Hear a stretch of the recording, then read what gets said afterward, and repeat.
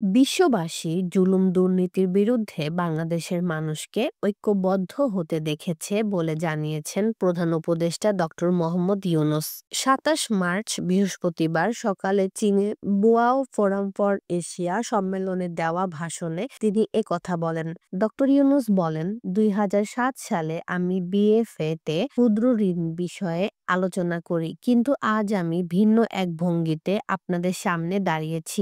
এমন একটি বাংলাদেশের প্রতিনিধিত্ব করছি যে বাংলাদেশ গত বছরের জুলাই আগস্টে ঐতিহাসিক রূপান্তরের মধ্য দিয়ে গেছে। তিনি বলেন, জুলুম ও দুর্নীতির বিরুদ্ধে বাংলাদেশের জনগণকে ঐক্যবদ্ধ হতে দেখেছে বিশ্ববাসী। তরুণ সমাজ ও নাগরিকরা বাংলাদেশের ভবিষ্যৎকে নতুনভাবে নির্ধারণে ব্যতিক্রমী সংকল্প ও শক্তি দেখিয়েছে। প্রধান উপদেষ্টা বলেন, জনগণের আস্থা ফিরিয়ে আনতে আমরা গুরুত্বপূর্ণ সংস্কারের উদ্যোগ নিয়েছি। নির্বাচনী ব্যবস্থা, বিচার বিভাগ, সিভিল প্রশাসন এবং আইন প্রয়োগকারী সংস্থার সংস্কারের জন্য স্বাধীন কমিশন চালু করা হয়েছে।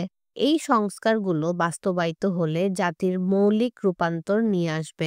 ডক্টর ইউনূস বলেন, নতুন বাংলাদেশ গড়তে কিছু চ্যালেঞ্জের মুখোমুখি হতে হচ্ছে।